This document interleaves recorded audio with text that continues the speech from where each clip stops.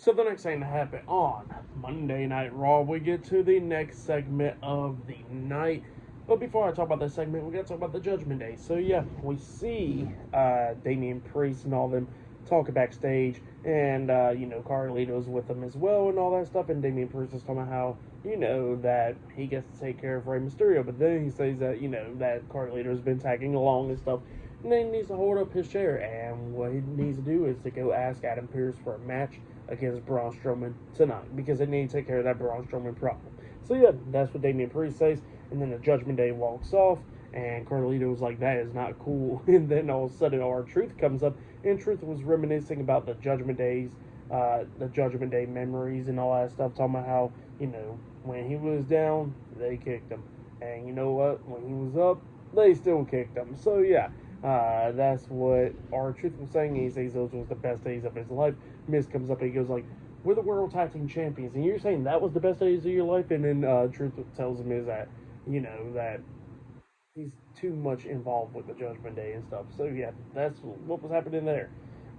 Funny stuff right there. He's obsessed with the Judgment Day. But yeah, then we get to the next segment of the night where we see the Intercontinental Champion Sami Zayn. He walks out there to the ring, and pretty much he starts calling out Chad Gable because, he wants to talk to him about what's been going on and stuff. So yeah, that's what he starts doing.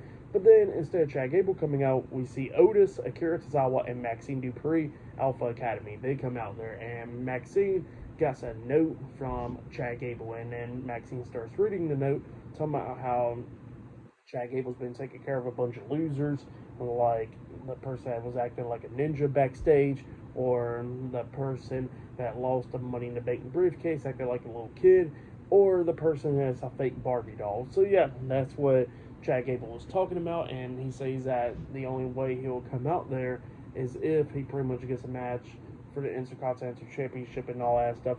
Other than that, he does not care. And Sami Zayn was like, well, you know what? Fine. He gets that match at the Clash of the Castle. Sami Zayn versus Chad Gable for the Intercontinental Championship. That's what Sami says. And then Sami says that he wants to talk to Alpha Academy. He says, how much longer y'all gonna be dealing with this crap? And then all of a sudden, we see Chad Gable come up from behind, attacking Sami Zayn, beating him down and everything, grabbing him, hitting the German suplex onto him and all that stuff, laying him out. Otis is like, does not want to see this. Same for the rest of them. And then Gable picks up Sami, and he tells Otis to hit him.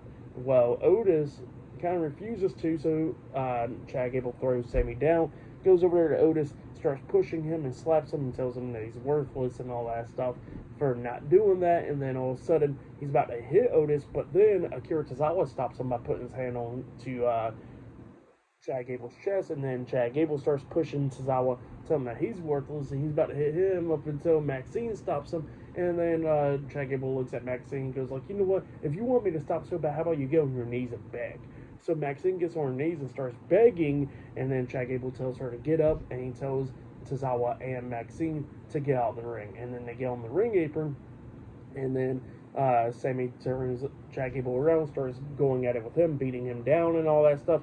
And then Otis has back turned, and he's talking to Maxine and Tozawa on the ring apron, and then all of a sudden, Gable gets back up, grabbing Sami, and then throws him into Otis, which Otis accidentally knocks down Tozawa and Maxine off the ring apron, and then, Otis looking at both of them, frustrated and all that stuff about what just happened. Chad Gable's blaming it on Sami, Sami's blaming it on Gable and all that stuff, and then Otis couldn't do whatever he wants to do, and then he just grabs Sami and hits the world's strongest slam onto Sami Zayn, laying him out. Chad Gable's laughing and all that stuff. Otis gets out the ring, carrying Tozawa and Maxine to the back, while Chad Gable's holding up the Intercontinental Championship and all that. So yeah, that's what happened there. Pretty good stuff.